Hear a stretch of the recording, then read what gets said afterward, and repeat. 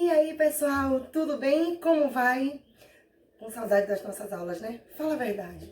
Nossas aulinhas de gramática, nunca mais a gente falou sobre umas coisinhas que a gente gosta de conversar na sala, mas não se preocupe, porque não tem distância para nós não, tá bom? Vamos lá. Nossa aula de hoje, na área de linguagem, de gramática, melhor falando, serão as figuras de linguagem.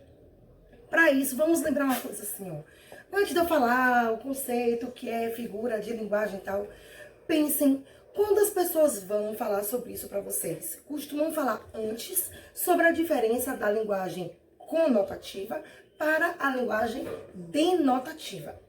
Geralmente as pessoas, para diferenciar essas duas linguagens, falam assim: a linguagem denotativa é aquela trazida pelos dicionários, pelos livros. Beleza. Linguagem conotativa é aquela cheia, rica de linguagem figurada. Tá, linguagem figurada. O que é isso? De onde vem esse sentido, linguagem figurada? Vem justamente, galera, de figuras de linguagem. Quando eu falo que é uma linguagem figurada, é justamente uma linguagem rica de sentidos, de ideias diferentes daquelas que a gente costuma utilizar no dia a dia, tá? Então, o sentido conotativo é aquele sentido que não é o real, não é o verdadeiro daquela palavra. E aí a gente costuma dizer que é um sentido figurado. E quando eu falo que é um sentido figurado, é justamente porque é um sentido rico em figuras de linguagem. Então, as figuras de linguagem serão esses acessórios, esses recursos que eu vou utilizar no meu discurso, seja ele escrito, seja ele falado, seja nas músicas, nos poemas. São recursos que eu vou utilizar na minha linguagem para fazer com que essa linguagem tenha esse sentido que não é o real, que não é aquele que todo mundo espera, tá bom? Tenho certeza que quando a gente for dar alguns exemplos a vocês, vocês vão compreender melhor, tá certo? Essas figuras de linguagem são divididas em 3 categorias. Sim,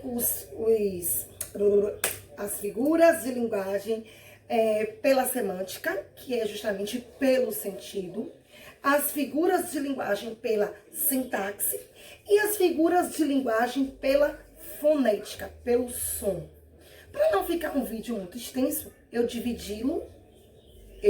dividi, em 3 partes, ok?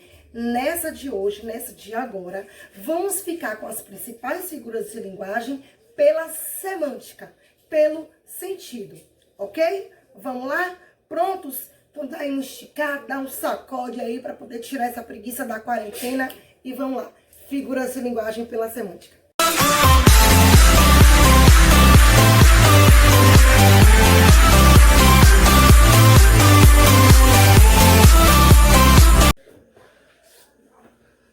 Então, bora começar com as nossas figuras de linguagem. A primeira que vamos falar é a metáfora.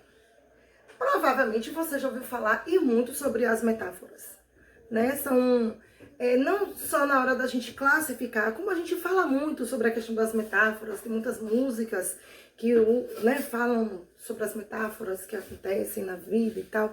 Mas o que é isso, né? É o principal.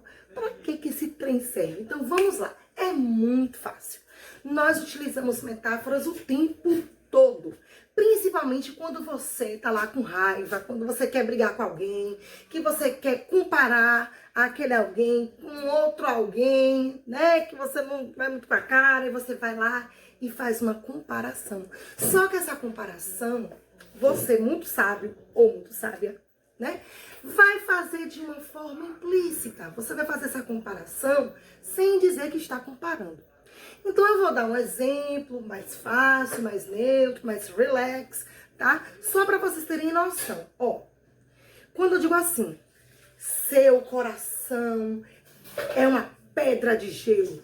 Eu não estou dizendo, seu coração é tão frio quanto a pedra de gelo. Não, é uma comparação, mas é uma comparação implícita. Eu não utilizei nenhum conectivo de comparação que você precisaria usar para uma comparação explícita. Observe, Se eu quiser fazer uma comparação explícita, eu vou dizer: seu coração é tão frio quanto a pedra de gelo. Eu não vou dizer assim. Eu vou julgar, eu vou afirmar como se realmente já fosse. Eu vou dizer: seu coração é uma pedra de gelo.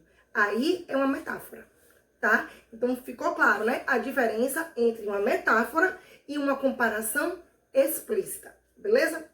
A nossa próxima, deixa eu botar aqui minha pesquinha, nossa próxima figura de linguagem, porque são muitas, deixa eu ver quais que vamos falar agora, é a catacrese. Gente, a catacrese é muito interessante, tá? A gente usa muito catacrese o tempo todo sem saber que é catacrese. Por falar nisso, por favor, eu sei que você gostou do nome, eu sei que você achou bonitinho catacrese, mas não precisa botar o nome do menino não, tá bom? Ó, catacrese, vem cá, meu filho, vem cá tomar banho. Não, precisa não. Deixa, né, Joaquim, Sinfronete, Josefino, são nomes mais bonitos. Catacrese é nome de figura de linguagem. E para que serve a catacrese, minha gente? É muito simples. Você tem um objeto. Não existe um nome científico, né, para aquele objeto. Então eu vou lá e atribuo àquele ser, àquele objeto, um nome que não tem nada a ver com ele, só para poder o outro entender o que é. Por exemplo, entendeu nada, né? Peraí, calma. Por exemplo, tu já viu um nome científico para pé de mesa? Céu da boca deve ter, né? O povo lá da área de biologia, né, de odontologia, deve saber. Mas nós, brasileiros, do dia a dia, não sabemos outro nome para céu da boca. Não é isso? É uma catacrese. Como não existe um nome científico para pé da mesa, por exemplo, a gente utiliza a figura de linguagem catacrese no nosso discurso, na nossa linguagem.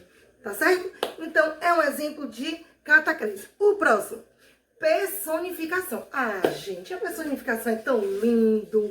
A gente faz tanto isso.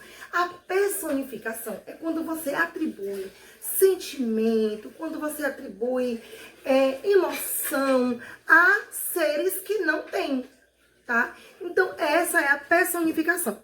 Tem pessoas que também chamam a personificação de prosopopeia. Eu vou dar um exemplo para vocês de uma frase. Eu podia ver o cansaço rastejando-se no chão e vindo ao meu encontro. Olha que lindo, né, gente? Isso tudo para dizer que eu tava sentindo que eu tava ficando cansada. Aí o que eu fiz? Nem vai dizer que eu tô cansada, que eu tô ficando cansada. O que eu falo? Eu atribuo a esse cansaço uma vida, tá? É como se ela ganhasse vida, é como se ela se transformasse em uma pessoa. Então eu digo que eu estou ali vendo o cansaço se rastejando e vindo na minha direção. Isso é personificação ou prosopopeia, beleza? Próxima figura de linguagem de hoje é a, deixa eu ver na minha pesca, sinestesia. Ah, é tão fofa também, né, a sinestesia. Deixa eu te dizer o que é. Nós temos os sentidos, né? Lógico. É tato, paladar, visão, audição, olfato, beleza. Aí, na hora que você vai construir o seu discurso, a sua linguagem, você vai misturar esses sentidos. Você vai atribuir aos seus olhos qualidades do olfato, por exemplo. Você vai atribuir ao seu nariz características do paladar, por exemplo. Você vai fazer uma bagunça nos seus sentidos, formando frases. Por exemplo, quando eu digo, tinha olhos pretos, quentes e doces. Como assim, produção? Como é que o olho vai ter gosto doce? Preto, tudo bem, o olho é preto. Mas doce, né? Quente. Então, eu misturei ali o tato, eu misturei ali o paladar com um órgão que não tem nada a ver com esses sentidos. E isso que aconteceu nessa frase foi a sinestesia. Por fim, a nossa última figura de linguagem de hoje, porque são muitas, é a metonímia. Gente, metonímia você utiliza 24 horas. Quem aqui nunca disse assim, minha mãe, não esqueça de trazer meu Nescau que acabou. Ô menino, compra ali um cloro, por favor, compra ali um Bombril. Aí o menino vai... Você acha que o menino vai comprar o Bombril, escrito lá Bombril na marca, ou ele vai comprar qualquer esponja de lã, de aço, que ele acha que é Bombril, porque realmente a gente usa como Bombril.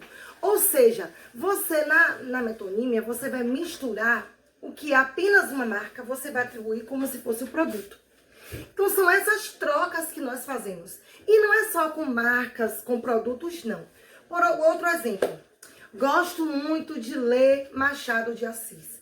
Alguém já pegou o pobre do Machado de Assis, que Deus o tenha, que tá lá na cova dele, descansando, feliz, satisfeito, tranquilo. Abriu para ler aquele homem, minha gente? É lógico que não. Você lê as obras, os textos, as histórias de Machado de Assis. Você não lê Machado de Assis, tá? Mas a gente utiliza isso. E é uma metonímia. Então, quando você fala, por exemplo, como eu falei, né, do Nescau, não é Nescau, é achocolatado em pó. Por muito tempo eu nem sabia o nome da maisena, achava que maisena era o nome do negócio. E, na verdade, como é o nome daquilo, minha mãe? Amido de milho. Olha como é bom a gente dar aula em casa, porque tem a mãe pesca, a mãe dá pesca pra nós. Assim é bom, gente. Pois é, amido de milho. Eu, como sou uma pessoa muito ali, entretida com a cozinha, eu somos uma coisa só, eu não sabia nem o que era amido de milho. Eu via lá, 3 colheres de amido de milho. O que é isso? Eu não sabia, né? Então, amido de milho é maisena, minha gente. Só que como eu cresci, é culpa dela. É tudo culpa daquela ali, ó. Porque ela que falava, vai comprar maisena, compra maisena pequena, compra maisena grande. E a gente terminou. Porque, o que ela tá falando? Olha o que ela tá falando. Porque antigamente só existia essa marca. Então, como só existia essa marca, logicamente era normal a metonímia, olha que nome lindo, acontecer. Porque as pessoas, por só conhecerem aquela marca, atribuíram ao produto que na realidade era a marca, tá bom? Então essa foi a nossa aulinha, a primeira aulinha sobre figuras de linguagem. As de hoje foram figuras de linguagem da semântica, que é ligada aos sentidos. Espero que tenha ficado muito claro, tá bom? Qualquer dúvida, pode me perguntar nos comentários. Não esqueça de dar um joinha, se inscrever e compartilhar para que eu fique a famosinha da quarentena.